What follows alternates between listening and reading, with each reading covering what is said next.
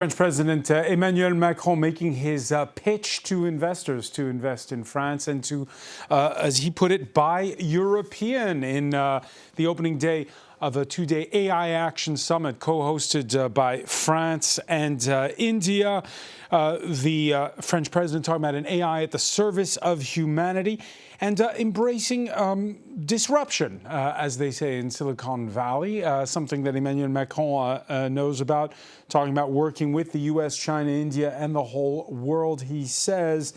And we're with Douglas Herbert from our International Affairs Desk, also saying all the talk about what limits you put on, how you regulate, that'll be for day two. Right. And it'll actually start later in this evening when there's a dinner for the world leaders who've already been gathering here in Paris this Monday. Of the one-liners in that speech, baby plug, pointing to the fact that, you know, for large language models, for big data centers, you need a lot of energy, and France has nuclear power. Exactly. These data centers are what the French call énergivores, right? They literally like carnivores of energy. They gobble it up. France is well positioned in one respect on that count because at least Macron is constantly boasting about the fact that nuclear energy is by far the biggest provider of France's electricity generation. It's a cleaner source. It's considered, among the renewable energies, a clean energy, even if there are a lot of anti-nuclear activists out there. So he sees it, in a sense, as France well positioned to be able to generate the type of electrical capacity needed to run these data centers. Massive data centers, which need these mega chips, these supercomputer chips that can cost tens of thousands of euros a piece, which have also been one of the impediments because, we heard him coming back to the same theme again and again. At the heart of the question is Macron can have all the political will in the world that he wants to put France at the heart of this decision-making, to project France as a leader in fields as he likes to do, in this case in the technology field, not to have France and Europe left behind in AI. But at the end of the day, you will always get back to square one, which is the money and the investment. You can't get around this. Now, the Chinese have taken the world by surprise by suggesting you can sort of get around the investment. You can do the same capacity at much lower cost. Obviously, these models, these new models, including DeepSeek, are still in the proving stage.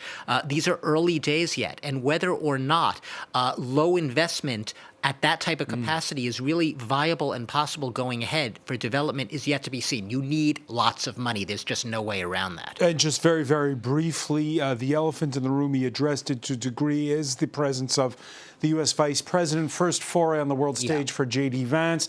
And he talked a little bit like the president of the European Commission did recently when she talked about slashing red tape. There was a feeling of a Trump effect. And he said that there has to be a wake-up call for European strategy. He said, we will simplify. That's what he told investors in the room. Simplify, but there's also a hitch there. Even if he's not explicitly and loudly saying it right now, France cannot ignore the European calls also for an ethical development, an ethical component to the development of AI. He's not going to perhaps use the word regulation, but we have seen it in other sectors, such as the Digital Services Act, trying to ensure that as these promising new technologies develop, they are not going to march in lockstep with the American model of development, even if they are in a position today where they have to make nice positive cooing noises at the Americans, because the Americans right now have stolen all the thunder on the stage, America and China. You can't afford to alienate the United States. But trust me, going ahead, Europe is going to find its own way to not adapt the same model. That is perhaps one of the strengths it's going to try to project going ahead. The fear being, as AI develops, the ethical dimensions are going to become more and more important. The fears people have, will it be controlling us rather than us controlling AI? They fear that the American model might be too unbounded, unfettered at the moment. So perhaps the value added of the European model is being able to bring you all of the power of AI, the technological power, with the ethical component included in the package. Let's just dip in quickly again. The French president there speaking to the crowd at the AI summit, and you could see in the company of a. What makes me happiest here is that we're talking about an alternative AI, and I really think it's important to speak about alternative intelligence. France is a country of reconciliation and of diversity, so rather than talking about artificial intelligence, I'd like to talk about alternative intelligence. And all right, so there you see Emmanuel Macron there, who was behind the controls there a moment ago.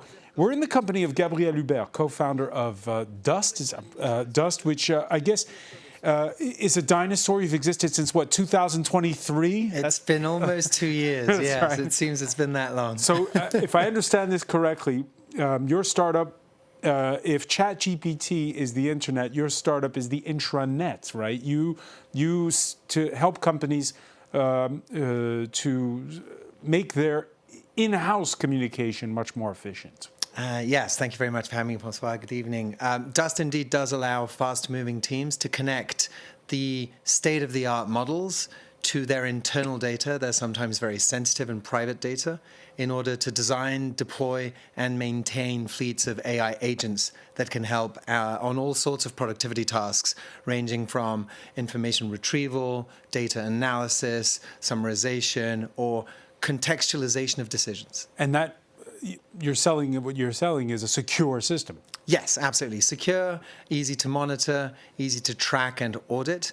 And I have to say I was quite proud that two of the companies President Macron mentioned in making strides in AI are actually users of Dust for their internal productivity systems while focusing on their AI product efforts aside from that. So let's cut to the chase here. First off, listening to Emmanuel Macron, does he have it right in terms of how you sort of do the balance of the message? He's saying at the same time, come invest with us, but he's also saying, hey, we need to regulate.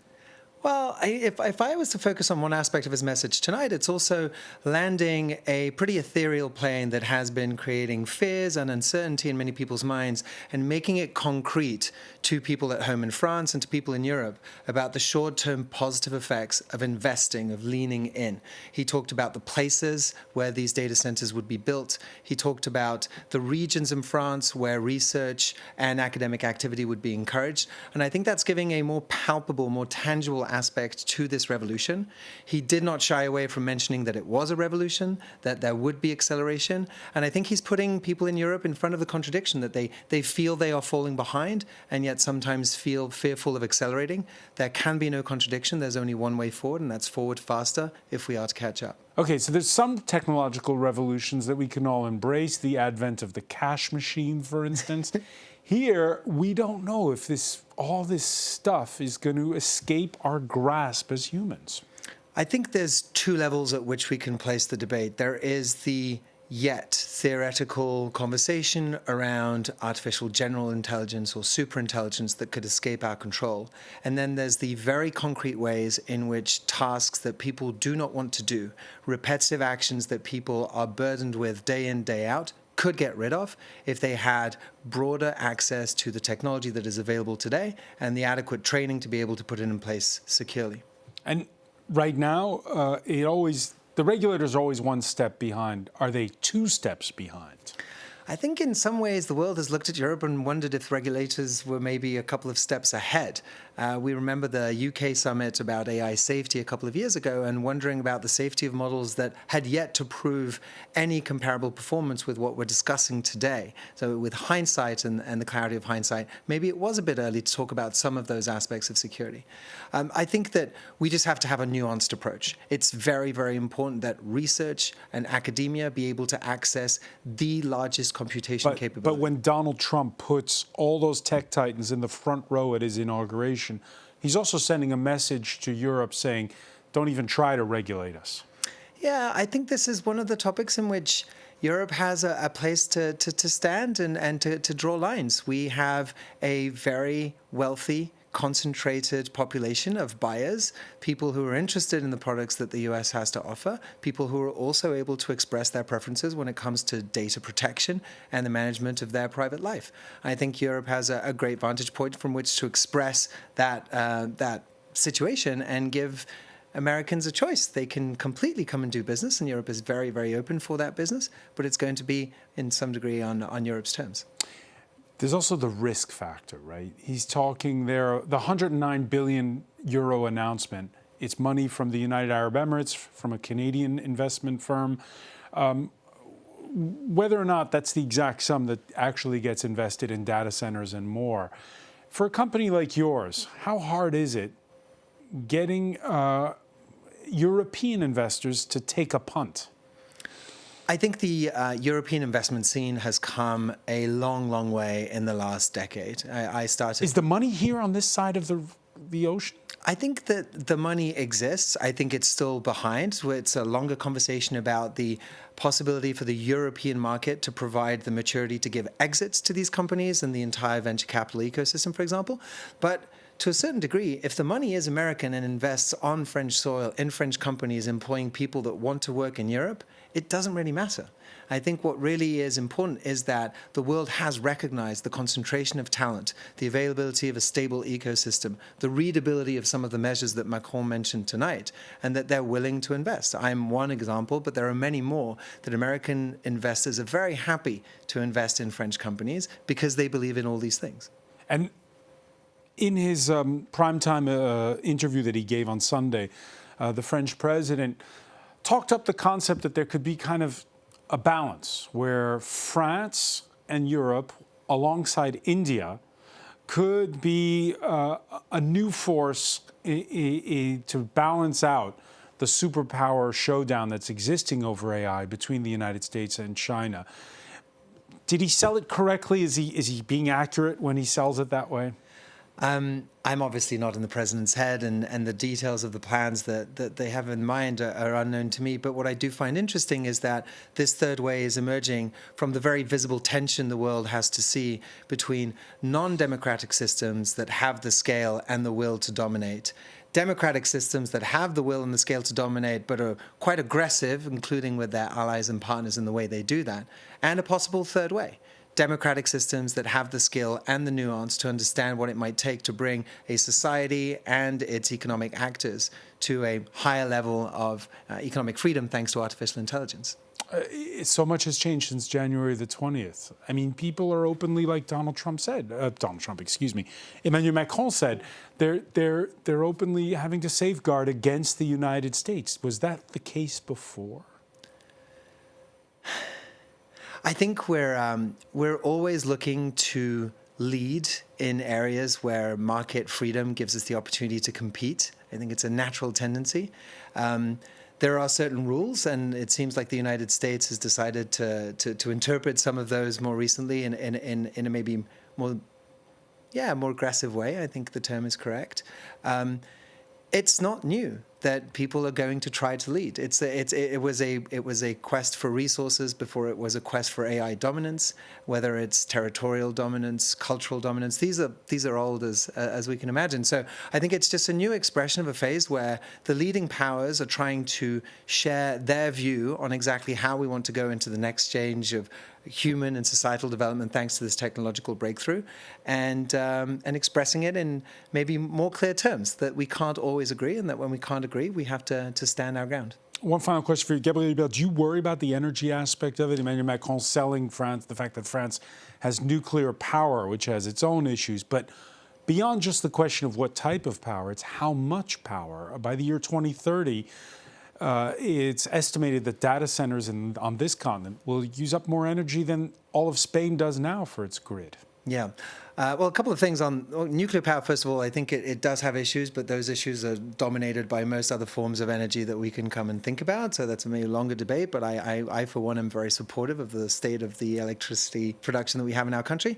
When it comes to estimates, one thing we've always been wrong about is estimates about how and how much energy we'll be producing in the future. If we think about solar and the way we thought about solar production and the cost of solar production over the last 20 years, we've been absolutely wrong about that. And that was good news for everybody. It's much cheaper cheaper and it's become much faster to develop this solar capacity. So I think the ways in which the future will develop for us is going to be become more surprising. efficient. Yeah, I think as efficiency, I think new generations of productions of energy, whether nuclear or non-nuclear sources. But there's no beating around the bush here. We need more energy to be in the race for this and to also deliver to the citizens of the European Union the level and the quality of life that they all deserve. The future doesn't faze you in any way, Gabriel Hubert. I think it's important to not be naive. There's going to be change, and I think he was very clear in how that change may feel. Some people may end up losing the job that they know or having to reskill quickly in order to adapt to the world that's coming. But I don't think that plowing our heads in the sand and trying to ignore that is going to help anybody. And for one, I'm supportive of a discourse that's rather clear, enthusiastic, and helping us at least take our responsibilities and say that we have the agency to act, and now's the time. All right, well, thank you so much, Gabriel Hubert of DUS, for taking the time out to come visit us here at France. Absolutely. Thanks for having me. Thanks as well to Douglas Herbert following that summit for us.